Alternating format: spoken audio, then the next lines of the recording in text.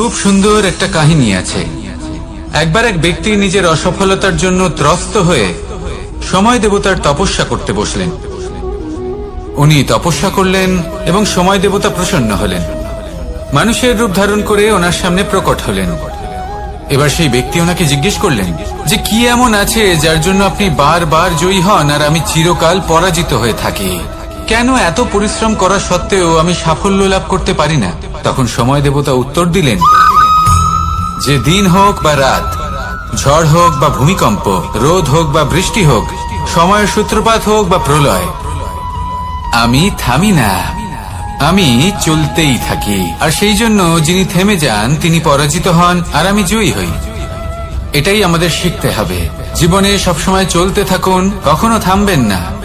হ্যাঁ, কিছুক্ষণের জন্য বিরতি নিতে পারেন, বিশ্রাম করার জন্য, নিজেকে আরো সশক্ত করে তোলার জন্য, কিন্তু থেমে যাবেন না। নিরন্তর কর্ম করতে থাকুন, পরিশ্রম করতে থাকুন, তবেই এই সংসার আপনাকে মনে রাখবে। আসুন আমার সাথে ভালোবেসে বলুন রাধা রাধা। একটা শব্দ আছে, পরিস্থিতি। অনেক মানুষের মুখে আমরা এই শব্দ শুনি। জীবনে যখন অসফল হই, দুঃখ আসে, সংকট আসে, কোনো বিপদ ঘনিয়ে আসে, তখন সমস্ত দোষ আমরা পরিস্থিতির ওপর চাপিয়ে দিই। আর দেখতে গেলে কোথাও না কোথাও ঠিকই করি। এই পরিস্থিতি প্রত্যেক দিনের মতো পাল্টাতে থাকে, কিন্তু এই দিন, এই রাত, এমন কেউ আছেন যিনি এর উপরেও নিয়ন্ত্রণ সাধন করেন, আর তিনি হলেন সূর্য। ঠিক সেই রকমই আমাদের জীবনেও সূর্য হলো এই মন। যদি এই মনের উপর আমরা নিয়ন্ত্রণ করতে পারি, তাহলে আমরা জীবনকেও নিয়ন্ত্রণ করতে পারবো। প্রথমে এই মনের রাজা হয়ে উঠতে হবে। তাই মনে রাখবেন, যদি মন দুর্বল হয় তাহলে পরিস্থিতি আমাদের সমস্যা বলে মনে হবে। এই মন যদি স্থির হয়, পরিস্থিতি প্রতিস্পর্ধা বলে মনে হবে। আর এই মন যদি শক্তিশালী হয়ে ওঠে, তাহলে যে কোনো পরিস্থিতি আপনার কাছে একটা সুযোগ মাত্র। এমন এক সুযোগ যাতে অগ্রসর হয়ে আপনি মহান হয়ে উঠতে পারেন। এই মনের শক্তির বৃদ্ধি ঘটান, মহান হয়ে উঠুন, আর আমার সাথে ভালোবেসে বলুন রাধা রাধা। আমাদের জীবনে যখনই আমরা কোনো বড় দায়িত্বের সম্মুখীন হই, তখন আমরা তার থেকে দূরে পালাই, আর এই অজুহাত দিই যে না না, এত বেশি ভার বহন করার যোগ্যতা আমার নেই, আমি করতেই পারবো না।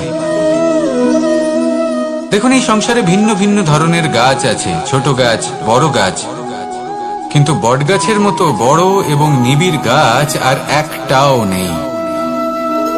সে নিঃস্বার্থভাবে এই সংসারকে সেবা করে যায়, ছায়া প্রদান করে, শীতলতা প্রদান করে। আর যখন এমন সময় আসে যখন তার উপর বোঝা অত্যন্ত বেড়ে যায়, সে কিন্তু কোনোভাবেই ভেঙে পড়ে না। তখন সে নিজের নিঃস্বার্থ কর্মের ফল লাভ করে, সেই নিঃস্বার্থ কর্ম যা সে করেছে। তার দেহ থেকে ছোট ছোট ঝুড়ি বার হয় এবং তা কাণ্ডের আকার ধারণ করে। সেই কাণ্ড মাটির কাছে পৌঁছয় এবং তারপর তা বটগাছের সহায়ক হয়ে ওঠে। সে ভেঙে পড়ে যায় না। এইভাবে আপনিও জীবনে নিঃস্বার্থভাবে সবার সেবা করুন, ভালোবাসুন, সবাইকে সাহায্য করুন। যেদিন আপনার ওপর বোঝা অত্যন্ত বেড়ে যাবে, সেদিন এই সব মানুষ আপনাকে সাহায্য করার জন্য আসবেন, আপনার শক্তি হয়ে উঠবেন, আর আপনি বটগাছের মতোই মহান এবং বিশাল হয়ে উঠবেন। আসুন আর আমার সাথে ভালোবেসে বলুন রাধা রাধা। আমাদের জীবনে গুরুজনেরা, জ্ঞানী মানুষজন সবসময় একটা কথা বলেন, ধৈর্য ধরো। শুধুমাত্র দুটো শব্দ, কিন্তু কতটা বিশাল সেটা বোঝার চেষ্টা করুন। ছোট একটা অস্ত্র হাতে নিন এবং একটা বিশাল পর্বতে নিরন্তর প্রহার করতে থাকুন, ধৈর্য ধরে সেই কাজ করতে থাকুন। এমন একদিন আসবে, এই বিশাল পর্বতে আপনি একটা পথ তৈরি করবেন। কোনো ধনুর্ধর যখন নিজের বিদ্যা অর্জন করেন, তখন তাকেও ধৈর্য ধরতে হয়, তার নিজেকে সময় দিতে হয়, তবেই সে ধনুর্বিদ্যা শিখতে পারে। সেইভাবে আমাদের জীবনেও ধৈর্য ধরার খুব প্রয়োজন।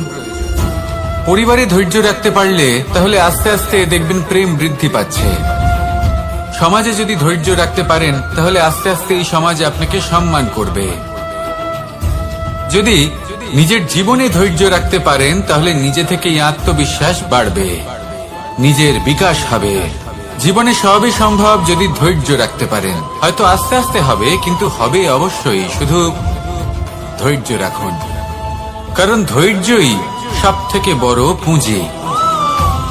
আসুন আর আমার সাথে ভালোবেসে বলুন, রাধা রাধা। আমাদের সকলের জীবনে একটা লক্ষ্য থাকে যেটা আমরা লাভ করতে চাই। ঠিক যেন একটা প্রতিস্পর্ধা বিদ্যমান যে কে সব থেকে আগে নিজের লক্ষ্যে পৌঁছতে পারবে।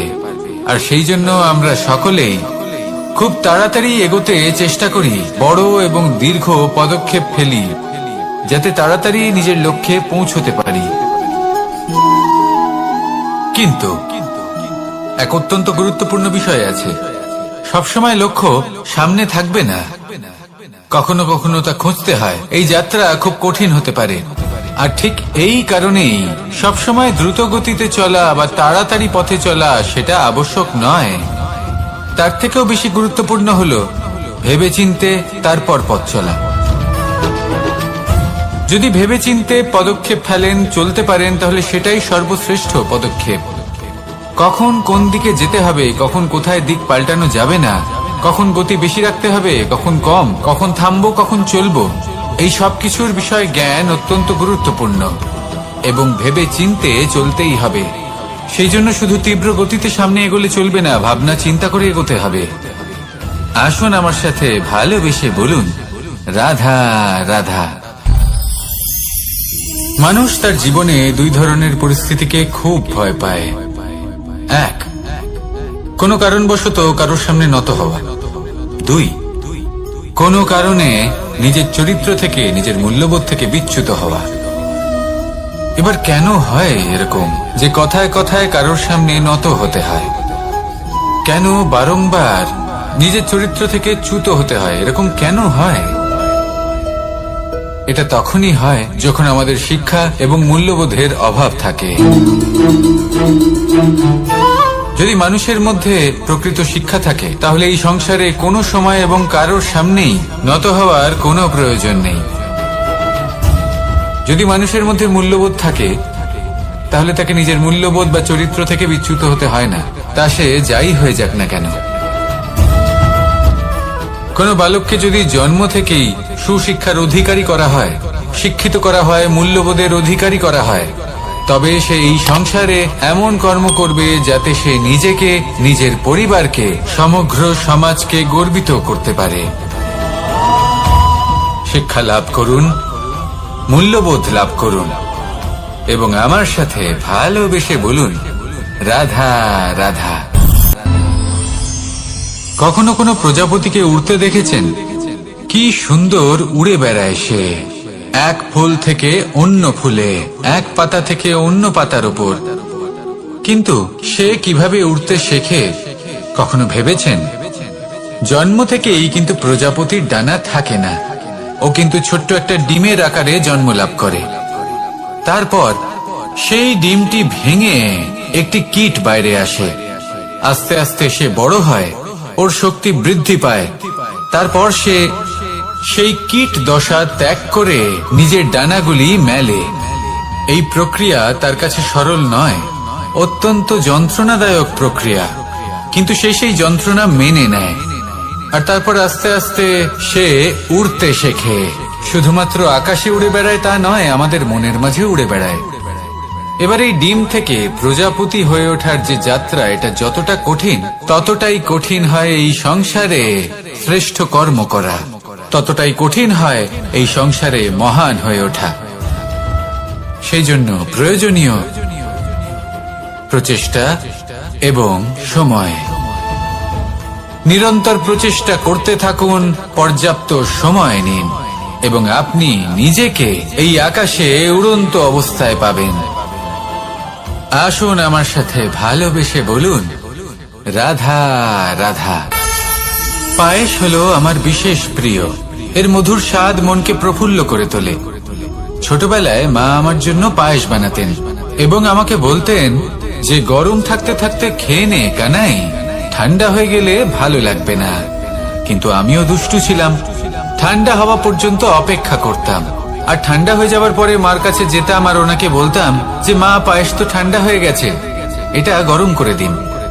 তখন মা হাসতেন আর বলতেন যে পায়েস না হয় আমি আবার গরম করে দেব কানাই, কিন্তু এর মধুর স্বাদ, সেই মিষ্টত্ব, সেই সুবাস, সেটা আবার ফিরে আসবে না। কথাটা সত্যি, আর এই সত্যটাই আমাদেরও জীবনের সত্য। আমাদের জীবনের মধুর সম্পর্কগুলি, এতে যখন কটুভাব প্রবেশ করে তখন সেই মিষ্টত্ব ফিরিয়ে আনা প্রায় অসম্ভব ব্যাপার হয়ে যায়। আপনি চেষ্টা করে সেই সম্পর্ক ঠিক করতেই পারবেন, তার জন্য অগাধ পরিশ্রম করতে হবে, কিন্তু আবার সেই মিষ্টত্ব কখনো ফিরে আসবে না। সেই জন্য আপনার জীবনের যে মধুর সম্পর্ক আছে, যতটা সম্ভব চেষ্টা করুন তাতে মিষ্টত্ব বজায় রাখতে। কটুভাব আসতে দেবেন না। আসুন আর আমার সাথে মধুর স্বরে বলুন, রাধা রাধা। শব্দ, শব্দ আসলে কি? শুধুই কয়েকটি অক্ষরের সমষ্টি, নাকি আমাদের বাণী? এই শব্দ এমন এক শক্তি যা কাউকেই নিজের বশবর্তী করে ফেলতে পারে। শব্দ এমন এক অস্ত্র যা কাউকে ক্ষত বিক্ষত করে দিতে পারে। এই শব্দ হলো একটি নাদ স্বরূপ যা কোনো ঘুমন্ত ব্যক্তিকেও জাগিয়ে তুলতে পারে এবং নিজের লক্ষ্যের দিকে অগ্রসর করতে পারে। শব্দে এত শক্তি আছে যে কারোর মনে এতটা আঘাত দিতে পারে যে সে হয়তো জীবনে আর কখনো এগোতেই পারল না। তাহলে এই শব্দের প্রয়োগ খুব ভেবে চিন্তে করবেন। এবং এই শব্দের মতোই হলো নীরবতা। অনেক সময় এই নীরবতা আমাদের সহায়ক হয়ে ওঠে, অনেক সময় এটা আমাদের অনুশোচনাকে অনেক বেশি বাড়িয়ে তুলতে পারে। ভীষ্ম পিতামহ, অঙ্গরাজ কর্ণ, যখন দ্রৌপদীর বস্ত্রহরণ হচ্ছিল তখন এনারা নীরব ছিলেন। দুর্যোধনের বিরোধিতা করেননি, ওকে বাধা দেননি। আর তারপর কি হলো সেটা আপনারা সকলে জানেন। দেখতে গেলে নীরবতা চুপ করে থাকা, কিন্তু যদি কোনো দুষ্টের সামনে চুপ করে থাকেন, যদি তার বিরোধিতা না করতে পারেন, তাহলে এই নীরবতাই অনেক বড় পাপের আকার ধারণ করে। মনে রাখবেন আর আমার সাথে ভালোবেসে বলবেন, রাধা রাধা। আভূষণ, কার না ভালো লাগে এই আভূষণ? আমরা পরিশ্রম করি, ধন অর্জন করি আর আভূষণ কিনে থাকি, কখনো নিজের জন্য, কখনো বা তাদের জন্য যাকে আমরা ভালোবাসি, বা তাদের জন্য যাকে আমরা সম্মান করি। হয়তো সেই জন্যই সীতা চূড়ামণি ধারণ করেছিলেন এবং আমি সামন্তকমণি। কিন্তু এটাই কি সেই প্রকৃত আভূষণ যা আপনার মূল্য বৃদ্ধি করে? না। শ্রীরামের আভূষণ হল ওনার নম্র ভদ্র ব্যবহার। মাতা সীতার আভূষণ হল ওনার সততা, ওনার নিষ্ঠা, ওনার ত্যাগ। অর্জুনের আভূষণ ছিল ওনার একাগ্রতা। রাধার আভূষণ ওনার প্রেম। এই আভূষণ কোথাও নেই, আপনার মনে আছে। যদি আপনার মনে মিষ্টতা থাকে, তা শান্ত হয়, তাতে সততা থাকে, নিষ্ঠা থাকে এবং প্রেম থাকে, তাহলে আপনার অন্য আর কোনো আভূষণের কোনো প্রয়োজন নেই। আপনি যতই ভিড়ের মাঝে থাকুন, আপনার ঔজ্জ্বল্য চোখে পড়বে। আসুন আর আমার সাথে ভালোবেসে বলুন, রাধা রাধা। এই সংসারের সবথেকে বড় সত্যি হলো জন্ম এবং মৃত্যু, কিন্তু আরো বড় একটা সত্য আছে, মিত্র এবং শত্রু, যা আমাদের সকলের জীবনে থাকে। মিত্র সে যে আমাদের সঙ্গ দেয় এবং সংসারের সবথেকে উঁচু শিখরে আমাদের নিয়ে যায়, এবং শত্রু সে যে যে কোনো মুহূর্তে যে কোনো শিখর থেকে আমাদের নিচে ফেলে দিতে পারে। এবার বিচিত্র ব্যাপার হলো এটাই যে আমরা নিজেরাই এদের সাথে নিয়ে চলি, নিজেরাই এদের পালন করি। তা কি করে? প্রথমে বুঝুন এই মিত্র এবং শত্রু কারা। আপনার নিজের মন, আর কেউ নয়। এই মনই হলো মিত্র। যখন তাতে ভারসাম্য বজায় থাকে, তা নিয়ন্ত্রিত থাকে, তা পবিত্র হয়। কিন্তু যদি এই মন অনিয়ন্ত্রিত হয়ে পড়ে, যদি আপনাকে সে নিয়ন্ত্রণ করতে শুরু করে, তখন সেই আপনার সবথেকে বড় শত্রু হয়। সেই জন্য এই মনের ওপর নিয়ন্ত্রণ রাখতে শিখুন, এতে ভারসাম্য বজায় রাখতে শিখুন। তাহলে আপনি এমন এক বন্ধুকে পাবেন যে আপনাকে এই সংসারের শিখরে পৌঁছে দেবে। আসুন আমার সাথে ভালোবেসে বলুন, রাধা রাধা। আজকাল আপনি দেখে থাকবেন যে মা বাবা শুধুমাত্র সন্তানকে ভালোবাসেন তা নয়, তাদের মোহেও জড়িয়ে পড়েন। বিদ্যালয়ে যখন পাঠান তখন সমস্ত সুযোগ সুবিধা দিয়েই পাঠান। চেষ্টা করেন যে সবসময় যেন সন্তান তাদের চোখের সামনেই থাকে। কিন্তু ভুলে যান এক অত্যন্ত গুরুত্বপূর্ণ কথা, যে সন্তানকে এক নতুন দৃষ্টিভঙ্গি দেওয়াই হলো ওনাদের কর্তব্য। সেই জন্য পুরাতন কালে শিষ্যদের গুরুকুলে পাঠানো হতো, বাড়ির থেকে দূরে। কারণ বাড়ি ছেড়ে যাওয়া এক সন্তানের জন্য, এক শিষ্যের জন্য অত্যন্ত শুভ লক্ষণ হয়। যখন সে বাড়ির থেকে দূরে, গৃহস্থের থেকে দূরে থাকবে, তখন এই সংসারকে সে এক নতুন দৃষ্টিভঙ্গি দিয়ে দেখবে, পরখ করবে, বুঝতে পারবে, আর সবকিছু নিজে থেকেই শিখে যাবে কখন আক্রমণ করতে হয়, কখন পিছু হটতে হয়, কিভাবে এই সংসারের সম্মুখীন হতে হয়। আর এটা আপনার দৃষ্টি ওকে শেখাতে পারবে না, ওর অভিজ্ঞতা ওকে শেখাতে পারবে। তাই মনে রাখবেন, যদি আপনি চান যে আপনার সন্তানের বিকাশ হোক, তাহলে অনেক সময় ওকে নিজের থেকে দূরে নিয়ে যেতে হয়। যদি মোহে আবদ্ধ থাকেন, তাহলে ওর বিকাশ কখনোই হবে না। তাহলে আসুন আমার সাথে ভালোবেসে বলুন, রাধা রাধা। কখনো কখনো মানুষ মনে করেন যে সে নিজেই সব থেকে বেশি শক্তিশালী, তিনি হলেন জ্ঞানী। দেখুন, এটা ভালো ব্যাপার যে আপনার মধ্যে শক্তি আছে, জ্ঞান আছে, আর এটা শুধু আপনার জন্য নয়, এই সমস্ত সমাজের জন্য, দেশের জন্য, সমগ্র পৃথিবীর জন্য অত্যন্ত আবশ্যক। কিন্তু এই কথাটাও বোঝা অত্যন্ত আবশ্যক যে এই জ্ঞান যেন কখনো অহংকার না হয়ে ওঠে। যখন মানুষের মধ্যে জ্ঞান থাকে, তখন সে রাম হয়ে ওঠে।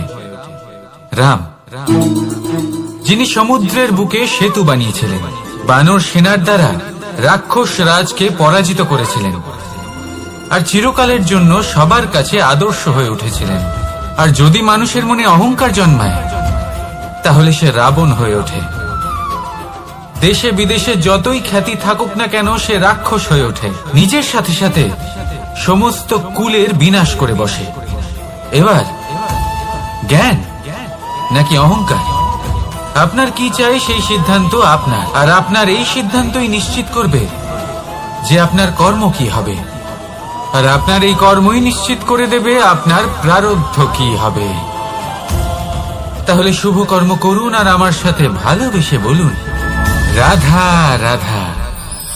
কোনো বাগানের কোনো বৃক্ষকে দেখেছেন যেখানে সুগন্ধি ফুল থাকে, রসালো ফল থাকে, তখন মন প্রফুল্ল হয়ে ওঠে, মন থেকে সেই বৃক্ষের প্রতি ভালোবাসা জন্মায়। কিন্তু যিনি বাগানের মালিক, শুধুমাত্র তিনিই জানেন যে কিভাবে এই বৃক্ষকে আগলে রাখতে হয়, কিভাবে তার পরিচর্যা করলে এতে সুন্দর সুগন্ধি ফুল হবে, রসালো ফল হবে। কখনো কখনো প্রয়োজনের থেকে বেশি রোদ পেলে এই বৃক্ষগুলি শুকিয়ে যায়, প্রয়োজনের থেকে কম রোদ পেলেও এই বৃক্ষ কিন্তু শুকিয়ে যায়। প্রয়োজনের থেকে কম জল যদি পায়, এই বৃক্ষ শুকিয়ে যেতে পারে। প্রয়োজনের থেকে অতিরিক্ত জল যদি পায়, তখনও এই বৃক্ষের শিকড়গুলি নষ্ট হয়ে যেতে পারে। এবার এটাই কিন্তু আমাদের সংসারের সাথেও হয়। আমাদের সংসারের সকল প্রতিভাশালী ব্যক্তি, যেমন লেখক, বিচারক, প্রবক্তা, যোদ্ধা, এদের সবার ক্ষেত্রে এই কথাটাই প্রযোজ্য। যদি বেশি প্রশংসা করা হয়, তাহলেও এরা হারিয়ে যাবেন। প্রয়োজনের থেকে বেশি যদি নিন্দা করা হয়, তখনও তারা নত হয়ে পড়বেন।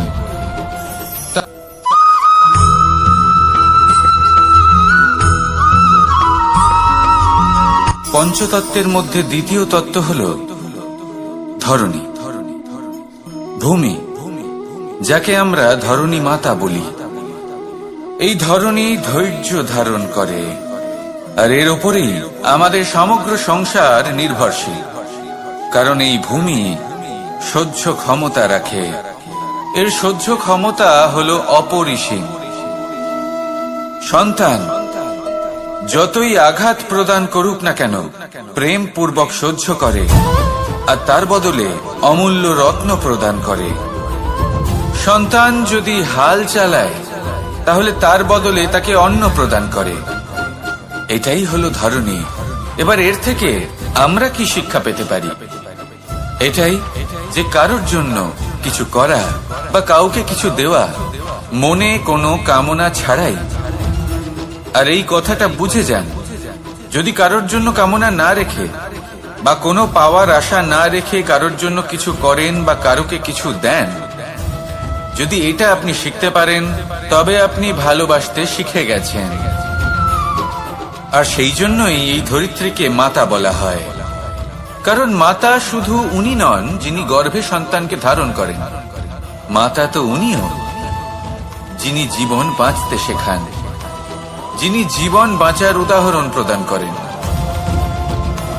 তাহলে ধরণীর থেকে এই নিঃস্বার্থ ভাব শিখুন, নিঃস্বার্থ ভালোবাসা শিখুন, আর এই ভালোবাসার সাথেই বলুন রাধা রাধা।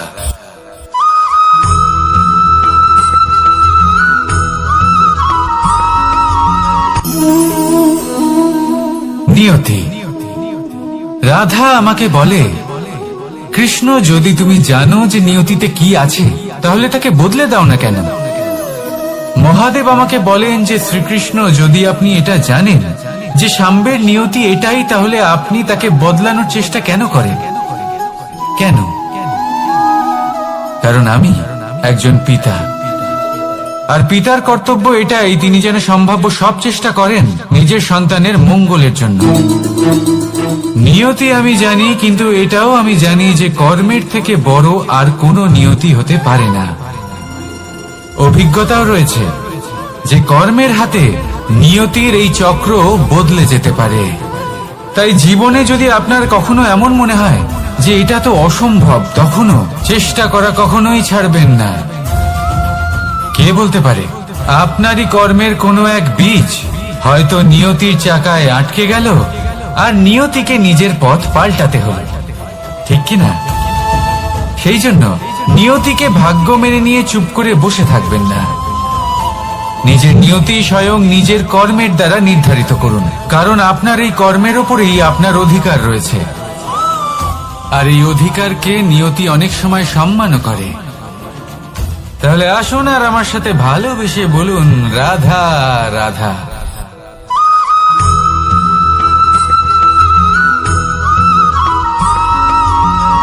মানুষ ভাবেন যে ধন অর্জন করা হলো অত্যন্ত গুরুত্বপূর্ণ। তিনি আজীবন ধন অর্জন করতে থাকেন, ধন অর্জন করার চেষ্টা করতে থাকেন। সে যাই হয়ে যাক না কেন, পরিশ্রম করতে থাকেন। স্বাস্থ্যের দিকে নজর দেন না, না উচিত সময় খাবার খান, না উচিত সময় ঘুমোতে যান, না পর্যাপ্ত সময় পর্যন্ত ঘুমন, কিছুই না। ধন অর্জন করতেই থাকেন, করতেই থাকেন। আর কিছু সময় পরে যখন তিনি অসংখ্য ধন লাভ করে ফেলেন, তখন তার সাথে ওনার শরীরে অনেক রোগ বাসা বাঁধে। এইসব রোগের উপচার করতে করতে সেই সমস্ত ধন যা উনি অর্জন করেছেন তা তিনি ব্যয় করে ফেলেন। শেষ পর্যন্ত কি হয়?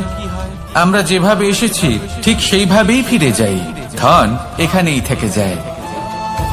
দেখুন, একটা অত্যন্ত গুরুত্বপূর্ণ কথা রয়েছে যে আপনার বোঝা উচিত। এই যে ধন, তার ব্যবহার করুন জীবনকে আরো ভালো করে তোলার জন্য। ধনের সদ্ব্যবহার করা উচিত, এমন যেন না হয় এই ধন আপনাকে ভোগ করে ফেলে। এই জীবনকে নিশ্চিত রূপে আরো শ্রেষ্ঠ করে তুলুন। কিন্তু এই ধন অর্জন করার এই প্রক্রিয়াতে নিজের সারা জীবনকে নষ্ট করে ফেলবেন না। এই জীবন উপভোগ করতে শিখুন, আর আমার সাথে ভালোবেসে বলুন রাধা রাধা।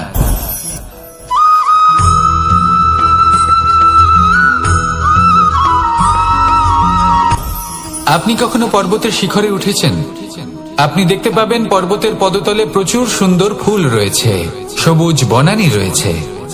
যত আপনি উপরে উঠতে থাকবেন তত ফুল কমতে থাকবে, সবুজ বনানী কমতে থাকবে।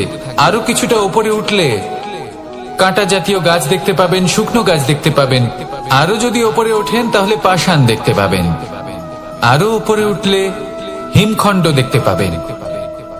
এই যে পর্বত, তা মনুষ্য জীবনের সব থেকে উত্তম উদাহরণ।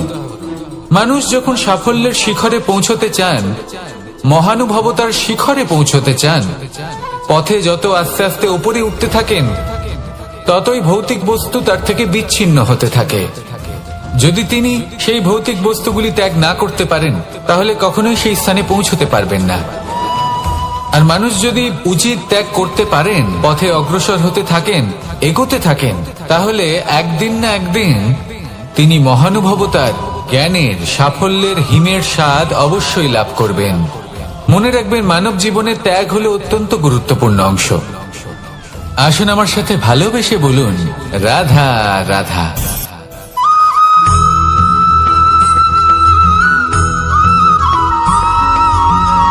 কেউ বলে জীবন খুব ক্ষণস্থায়ী, কেউ বলে জীবন হলো একটা সুন্দর স্বপ্নের মতো, আবার কেউ বলবে জীবন হলো এক কঠোর সত্য। কিন্তু জীবন আসলে কি? জীবন হলো আপনারই প্রতিবিম্ব, একটা দর্পণ। অর্থাৎ আপনি জীবনকে সেইভাবেই পাবেন যেরকম আপনি নিজেকে প্রতিপন্ন করবেন। যদি আপনি দর্পণের দিকে তাকিয়ে হাসেন তাহলে আপনি সামনে হাসি মুখী দেখতে পাবেন। এবার যদি আপনি গম্ভীর হয়ে থাকেন তাহলে আপনি একজন রুষ্ট ব্যক্তি দেখতে পাবেন। শেষে সবথেকে বেশি গুরুত্বপূর্ণ হলো আপনার চেষ্টা। আপনাকে সবসময় চেষ্টা করতে হবে যাতে আপনি নিজেকে প্রসন্ন এবং ইতিবাচক মনোভাবে রাখেন। এটা হলো আপনারই উত্তরদায়িত্ব, তাকে পালন করুন। এই মনকে প্রসন্ন রাখুন, এই সংসারকে সুন্দর বলে মনে হবে। আর এই মন প্রসন্ন হয়ে বলবে, রাধা রাধা।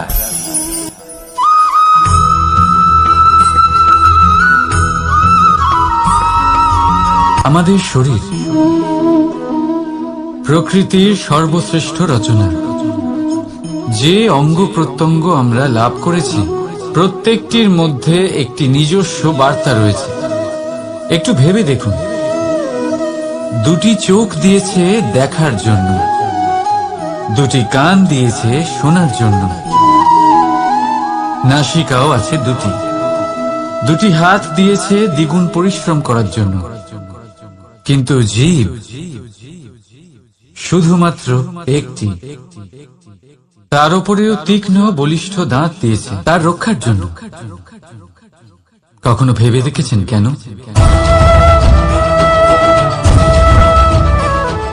কারণ শব্দ আর শব্দের প্রয়োগ মানুষের সবচেয়ে বড় অস্ত্র, যার প্রয়োগ যত ভেবে চিন্তে করা যায় মানুষ তার জীবনে ততটাই উপরে উঠতে পারে। তাহলে মনে রাখুন, দেখুন, শুনুন আর বুঝুন বেশি, বলুন কম। রাধা রাধা।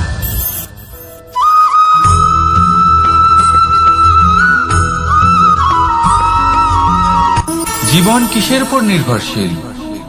ধনের উপর, বৈভবের অনুভব যদি আপনি করতে চান তাহলে তা পাবেন শুধু একতার দ্বারা, সংগঠনের দ্বারা। যদি আপনাকে উদাহরণ দিই, নিজের এই হাতটাকে দেখুন, 5টা আঙুল রয়েছে। কোনো একটা বস্তুকে নিজের একটা আঙুল দ্বারা তুলে ধরার চেষ্টা করে দেখুন, বড়ই কষ্ট হবে। তখন আপনি বুঝতে পারবেন যখন এই 5টি আঙুল একত্রিত হয় তখন কোনো কাজ কতটা সহজ হতে পারে। এটাই হলো শক্তি, একতার। সব থেকে ভালো উদাহরণ যদি আপনাকে দিই তাহলে বাঁশি। এই বাঁশি থেকে অত্যন্ত মধুর সুর নির্গত হয় যা সবার মন প্রসন্ন করে দেয়। এই কথা সত্যি। কিন্তু এই বাঁশি আমি একটা বা দুটো আঙুল দিয়ে বাজাতে পারবো না, আমাকে প্রত্যেকটা আঙুল ব্যবহার করতেই হবে। তবেই এর থেকে মধুর সুর নির্গত হবে যা সকলকে প্রসন্ন করবে, ঠিক কিনা? ঠিক এইভাবেই যদি আপনি চান যে আপনার জীবনরূপী বাঁশি থেকেও মধুর সুর নির্গত হোক বা সবার মনকে প্রসন্ন করে তুলুক, তাহলে আপনাকেও জীবনে একতা নিয়ে আসতেই হবে। আপনি একাও কর্ম করতে পারেন, পথ চলতেও পারেন, সামনেও এগোতে পারেন, সাফল্যও লাভ করতে পারেন। কিন্তু যখন সকলে একসাথে এগোবেন, সেই পথে চলবেন, সেই কর্মই করবেন, তখন লক্ষ্যে অবশ্যই পৌঁছবেন, সাফল্য অবশ্যই লাভ করবেন। কিন্তু সেই সাফল্য এবং তার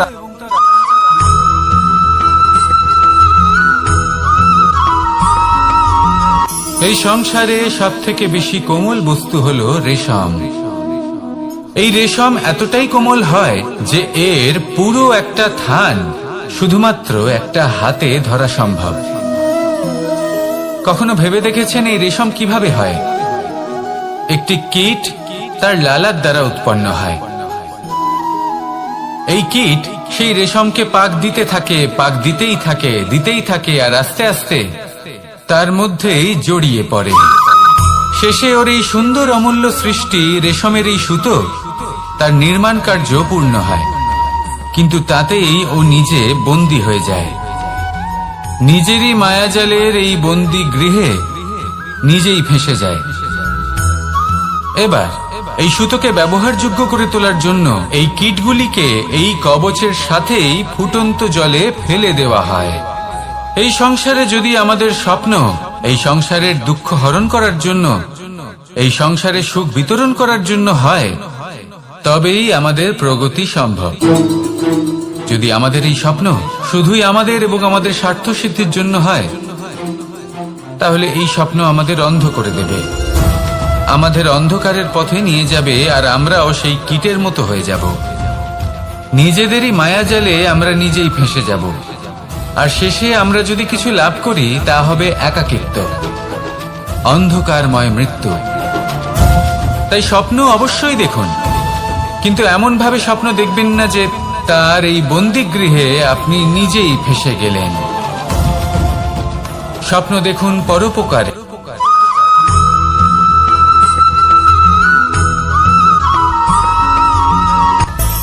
মানুষের মধ্যে একটা বিচিত্র প্রবৃত্তি থাকে, অন্য সকলের বিষয়ে, তাদের জীবনের বিষয়ে, তাদের ব্যক্তিত্বের বিষয়ে, তাদের ভবিষ্যতের বিষয়ে অনুমান করা। এটা হলো অনুচিত। কারোর অতীতকালকে দেখে লোকে ভবিষ্যৎ বলে দিতে পারেন, বর্তমানকে দেখে ভবিষ্যতের বিষয়ে অনুমান করে ফেলেন। উদাহরণ দিতে হলে বলবো, কোনো দাসকে দেখুন, ওকে দেখে লোকে বলে যে ওর ভবিষ্যৎ সেটাই হতে পারে, অনুমান করে ফেলেন। আর এই রাজাকে দেখুন, উনি তো কত সুখী হবেন, উনি তো জগতের সব থেকে অধিক সুখী মানুষ, কত সুখ সুবিধা আছে ওনার কাছে, ধারণা করে ফেলেন।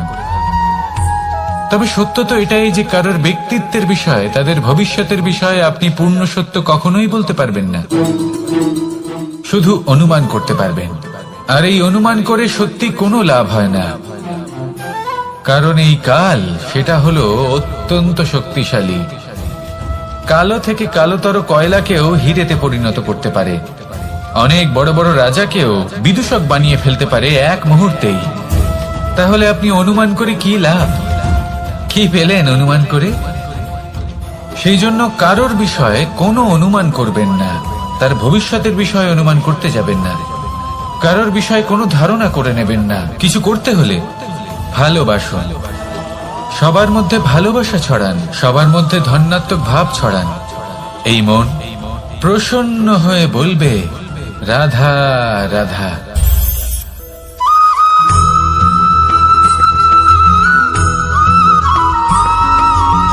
পঞ্চতত্ত্বের মধ্যে দ্বিতীয় তত্ত্ব হল ধরণী, ভূমি, যাকে আমরা ধরণী মাতা বলি। এই ধরণী ধৈর্য ধারণ করে, আর এর উপরেই আমাদের সমগ্র সংসার নির্ভরশীল। কারণ এই ভূমি সহ্য ক্ষমতা রাখে, এর সহ্য ক্ষমতা হলো অপরিসীম। সন্তান যতই আঘাত প্রদান করুক না কেন, প্রেম পূর্বক সহ্য করে, আর তার বদলে অমূল্য রত্ন প্রদান করে। সন্তান যদি হাল চালায়, তাহলে তার বদলে তাকে অন্ন প্রদান করে। এটাই হলো ধরণী। এবার এর থেকে আমরা কি শিক্ষা পেতে পারি? এটাই যে কারোর জন্য কিছু করা বা কাউকে কিছু দেওয়া মনে কোনো কামনা ছাড়াই। আর এই কথাটা বুঝে যান, যদি কারোর জন্য কামনা না রেখে বা কোনো পাওয়ার আশা না রেখে কারোর জন্য কিছু করেন বা কারোকে কিছু দেন, যদি এটা আপনি শিখতে পারেন, তবে আপনি ভালোবাসতে শিখে গেছেন।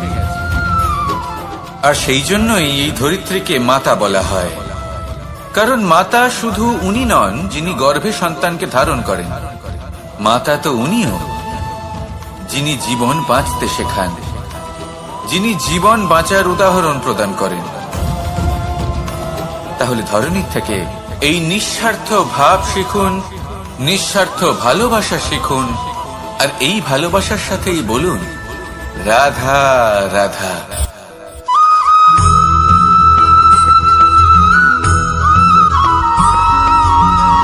সংসারে আমাদের জীবনে যখন কোনো সুখ বা দুঃখ আসে, তার জন্য আমরা কাউকে না কাউকে অবশ্যই দায়ী করে থাকি, তাই না? এই ব্যক্তি আমাদের সাথে এরকম কাজ করেছেন, তাই আমার সাথে এমন হলো। ওই ব্যক্তি যদি এমনটা না করতেন, তাহলে আজ আমি ওই স্থানে পৌঁছতে পারতাম। সবই আপনার দৃষ্টিভঙ্গির উপর নির্ভরশীল, আর যদি আপনার দৃষ্টিভঙ্গি এমন হয়, তাহলে তা অনুচিত। সত্যি কথা বলতে এই সংসারে ভিন্ন ভিন্ন ধরনের মানুষ আছে। এটা আপনার উপর নির্ভর করছে কিভাবে তাদের স্বাগত জানাবেন। একবার ভাবুন, আমি আমার দুটো হাত সামনে নিয়ে এলাম, দুটো মুঠো খুলে দিলাম। দুই প্রকারের মানুষ আসবেন, কিছু না কিছু দিয়ে যাবেন। এই মুঠো যদি আমি বন্ধ করে দিই, তাহলে না কেউ আমাকে কিছু দিতে পারবে, না আমার কিছু যাবে আসবে। নিশ্চয়ই বুঝতে পারছেন এই দুই ধরনের ব্যক্তি কারা এবং তারা কি দিয়ে যান। আমি যদি নিজের মুঠো খুলে দিই, তাহলে কিছু ভালো মানুষ আসবেন, আমাকে আনন্দ, সন্তুষ্টি, জ্ঞান প্রদান করে যাবেন, ভালো অভিজ্ঞতা দিয়ে যাবেন। কোনো খারাপ ব্যক্তি যদি আসেন, তাহলে তিনিও খারাপ অভিজ্ঞতা দেবেন, যার থেকে আমি শিক্ষা লাভ করব। এই সব কিছু আমি লাভ করতে পারি। মুঠো যদি বন্ধ করে রাখি, তাহলে আমি কিছুই পাবো না। দেখুন, এই সংসারে প্রত্যেকের জীবনে এইরকম, প্রত্যেকের জীবনে সবকিছুই আছে, ভালো খারাপ দুই মানুষই আছে, ভালো অভিজ্ঞতা আছে, খারাপ অভিজ্ঞতা আছে। নির্ভর করছে আপনার উপর যে আপনি কি করবেন, এনাদের স্বাগত কিভাবে জানাবেন, কার থেকে কি বুঝবেন, কি শিখতে পারবেন, আর কোন দৃষ্টিভঙ্গি নিয়ে অগ্রসর হবেন। এটাই নির্ধারণ করবে যে আপনার জীবন কেমন হবে। আসুন আমার সাথে ভালোবেসে বলুন রাধা রাধা।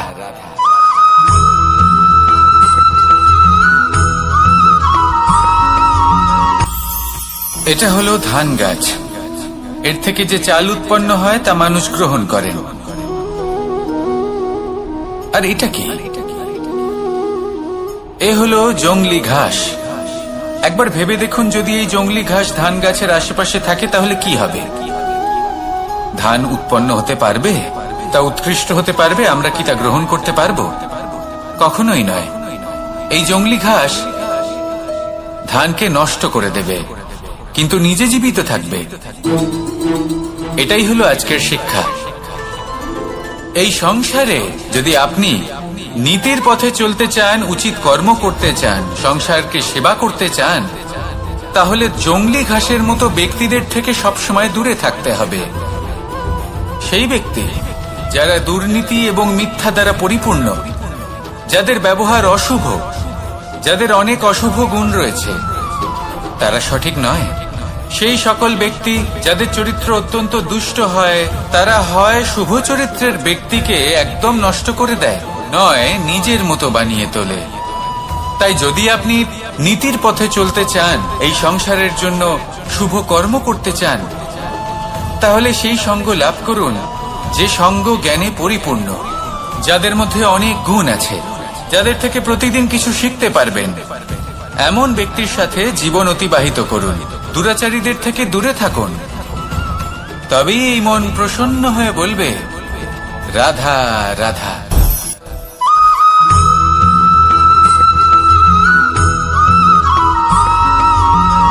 মানুষের মানসিকতা এমন হয় যে সে যতটা করে আশা করে যে তার থেকে অনেক বেশি তার বদলে সে পাবে। দেখুন, সবকিছুই আপনার ভাবনা চিন্তার উপর নির্ভর করছে।